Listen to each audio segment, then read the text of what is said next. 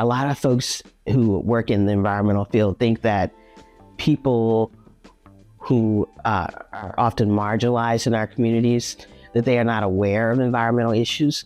They are very, very aware. They may not have the language for it. They may not know where to go to do something about it, but they are knowledgeable in the sense that the impact that it can have on them.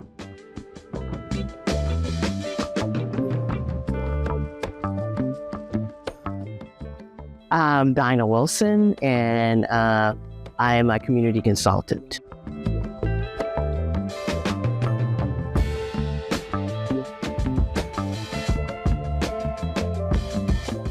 We were able to meet a lot of people across communities and organizations, and we really rolled up our sleeves and worked.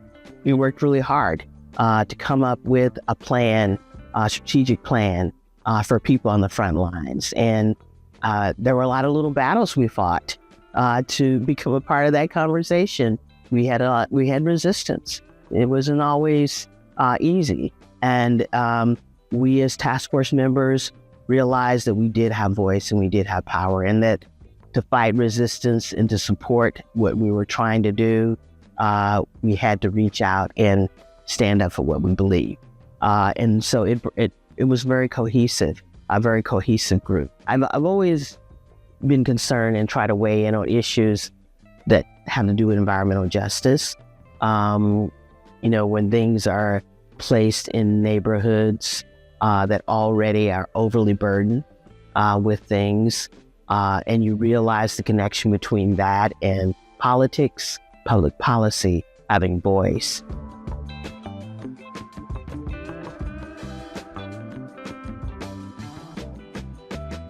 And I'd always loved nature. I lived in a rural area, and we had a lot of land to walk on, and loved the mountains, and I thought about the environment a lot. Where I grew up, we didn't have anyone to pick the trash up. So that meant that people burned their trash in barrels.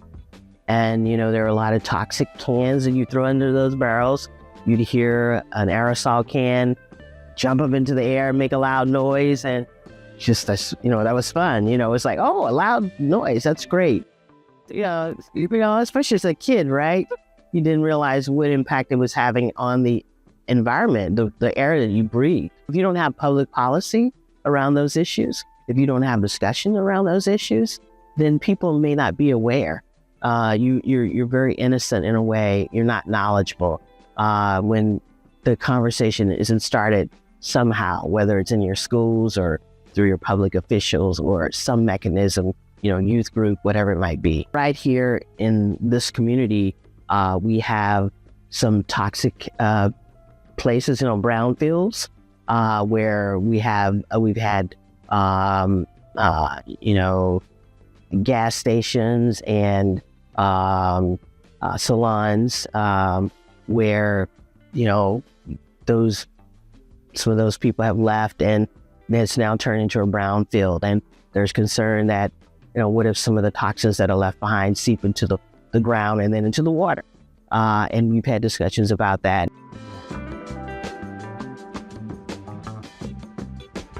We're seeing the value of electrification.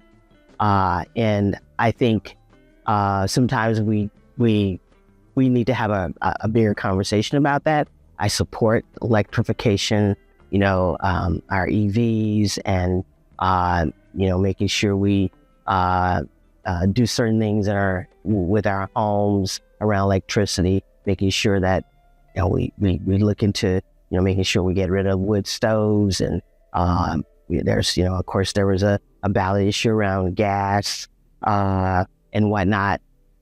I think we also, when we're asking people to make those decisions, we also need to look at what the barriers are. We need to make sure we make the language accessible to people and explain things in layperson's terms.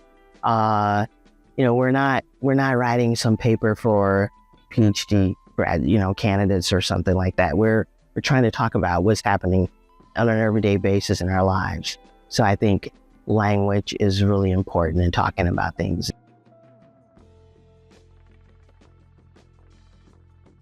The environment impacts everyone. I can't compartmentalize the environment. I can't say, well, I just want, clean air in this little sector. Even if your neighborhood gets cleaner air, if the neighborhood next door is not getting clean air because it has more toxic facilities, though that air will, when the wind blows, it will come into your neighborhood. The generations who are coming behind us, they're doing a lot of the work, and they're an important part of the solution. And they will, teach their children and their neighbors and their parents. I've heard stories all the time about how youth influence their parents. I really hope we make the gains that we're hoping to make. We can't lose resolve on these things, because we're getting a lot of pushback, and I think it's up to us in the states and the county and the communities, neighborhoods that we live in, to continue to move forward, even though it feels really daunting, because we do need to work together. But because we aren't all working together at once doesn't mean that those of us who have seen the light shouldn't continue to move forward. So I really hope we move forward and we continue to get more people involved in our communities, frontline communities and others who we need to have the conversation with.